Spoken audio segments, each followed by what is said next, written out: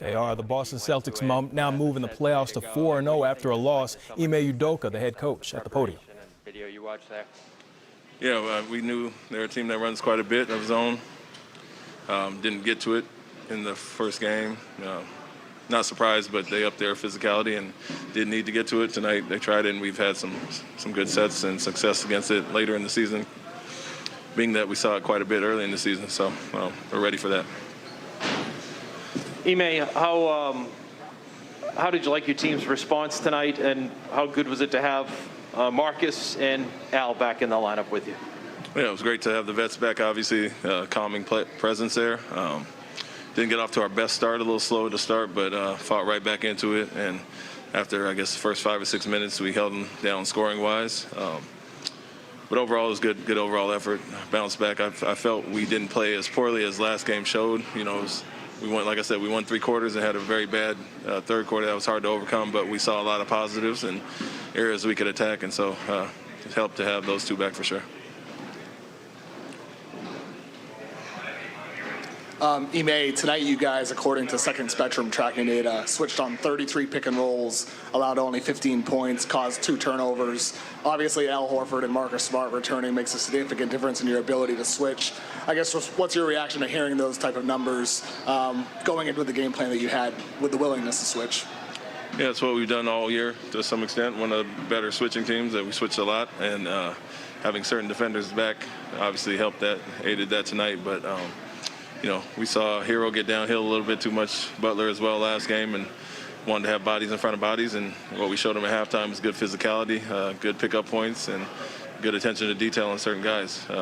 Aggressive reds, aggressive switches, and you know, they pretty much saw a body every time they came off and didn't get a lot of clean shots. So we're happy with what we did tonight. Ime, why do you think your team is so good coming off of losses?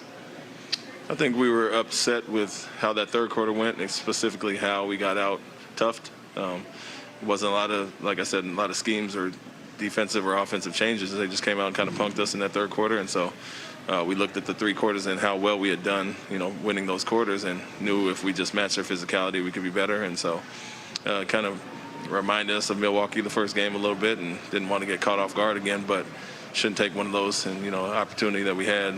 But I think our guys have bounced back really well all year, especially in the second half of the year. Haven't lost a lot of 2 games in a row in a while, and I think obviously adding Marcus and Al back gave us a little boost as far as that. But guys have pride, and looked at a golden opportunity that we kind of lost and thought we could do much better, and did that tonight.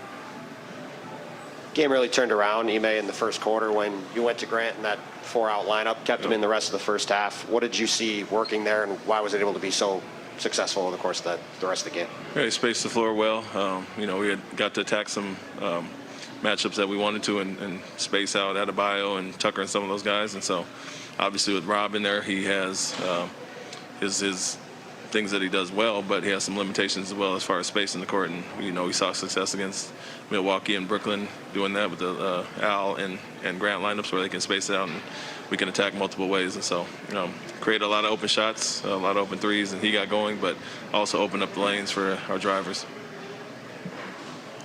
I feel like it's been a while since we've heard you say that you guys got punked, because we heard that a lot earlier in the first half of the season.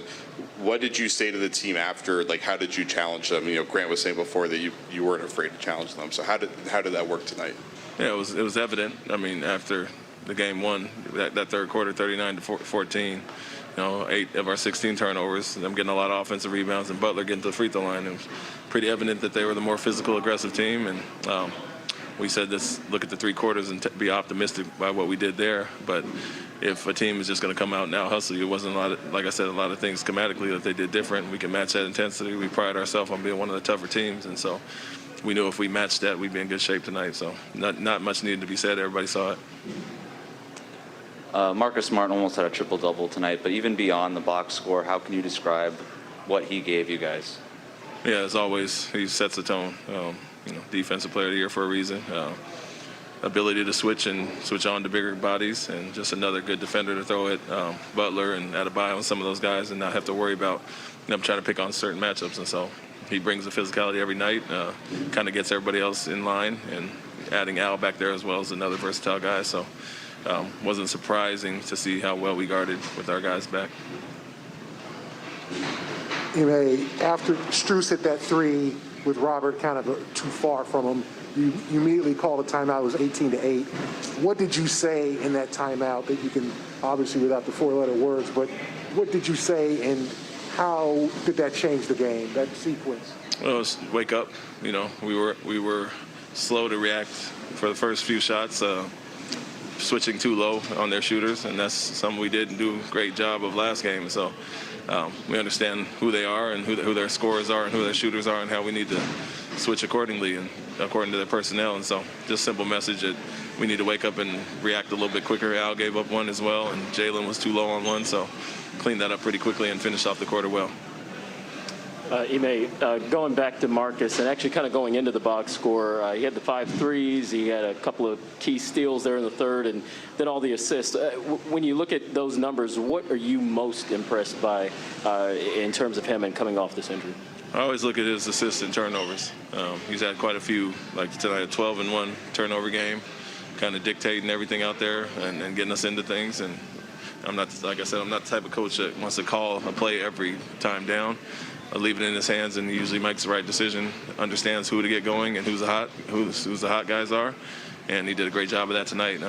Playing against the closeouts, they're a heavy load team that, you know, flies out on shooters, and he did a great job driving, making the extra pass, and getting guys easy shots.